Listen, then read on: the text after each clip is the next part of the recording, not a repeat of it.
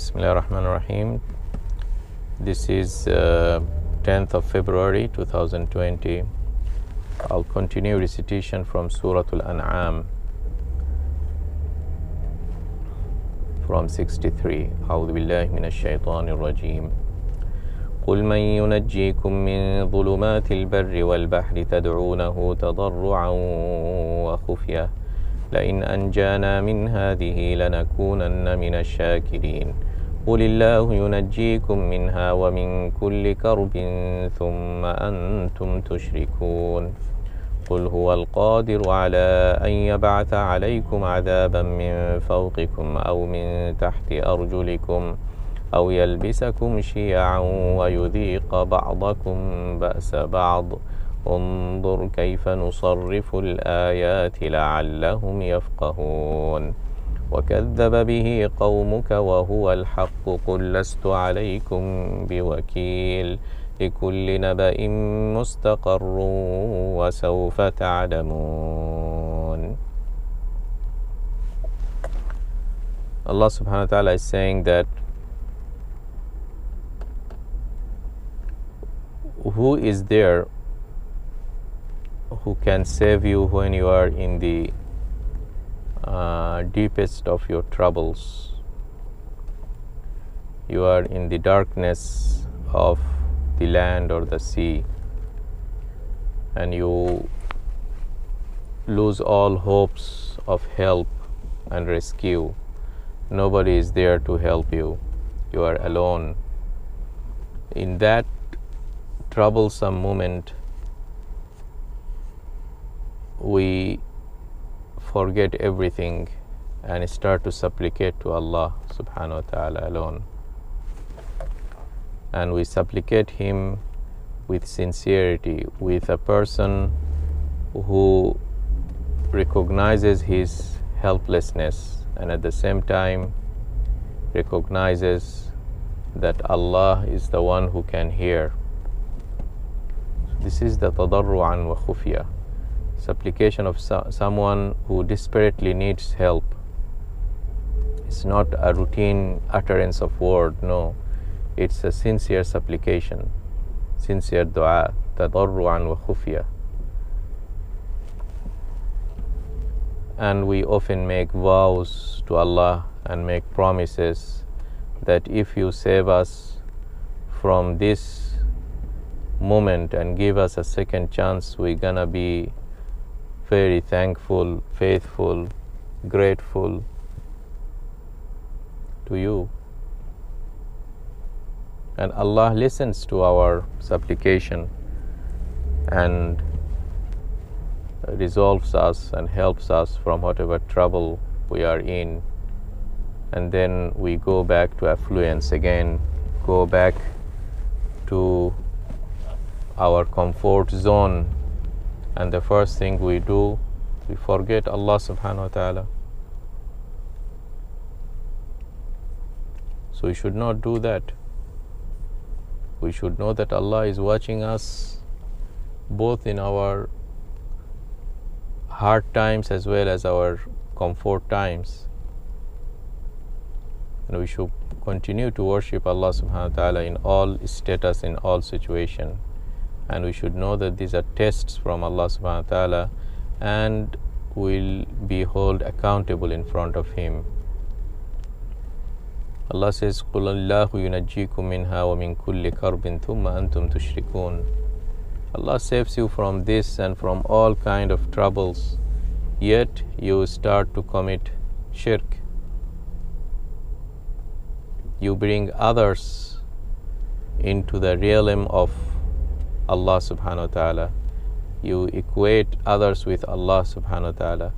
You give sovereignty in the faculty of worship, in the subject of worship to other than Allah subhanahu wa ta'ala. You fear others more than you fear Allah subhanahu wa ta'ala. All these things are shirk. You obey others more than you obey Allah. When there is something that Allah said, do it in this way, and your leader, your deity, or other objects of worship tells you to do the other way, you just follow those systems, follow those other than Allah, taghut and leaders and deities and systems, whatever you can call it. Thumma antum tushrikun. Then Allah says that He is who? He is Allah subhanahu wa ta'ala, who is able to send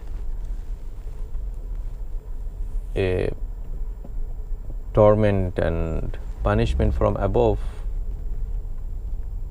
And it has happened that such punishment befalls some previous nations before us. Adaban min fawqikum. Or He could bring some kind of punishment from beneath our foot, from the earth. Things of the volcanoes and things of so many other things, earthquakes and things like that. And also He can divide you into sects and tribes and various ideologies, so that you kill each other. In other words, He can make your life miserable through difference of opinions and wars of ideas, or what kind of wars, any type of. So this is in the nature as well as in the society. Allah has control over all of this. أَوْ يَلْبِسَكُمْ شِيَعًا, so that you are divided into, you lose your unity as a one nation. If Allah wants that, and that's very terrible thing. You see, that's a very terrible thing whenever a nation loses its identity and unity and becomes divided into so much things. It's narrated in the hadith that when these verses came, those clauses one by one, torment coming from above, Prophet immediately made dua that, "Oh Allah, don't make my ummah, my nation, suffer from such kind of a mass destruction that will uproot this ummah through a punishment that comes from above," as it happened to, for example, the people of Lut, for example. So Allah accepted Prophet's dua. Then the second clause, when it came, أَوْ مِن تَحْتِ أَرْجُلِكُمْ, or if Allah wants, He will make you suffer adab from beneath your foot. So immediately the Prophet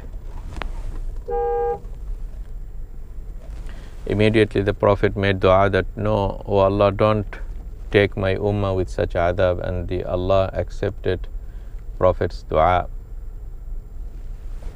أَوْ يَلْبِسَكُمْ شِيَعًا. And when the third part came, Allah subhanahu wa ta'ala didn't accept, and hence the divisions among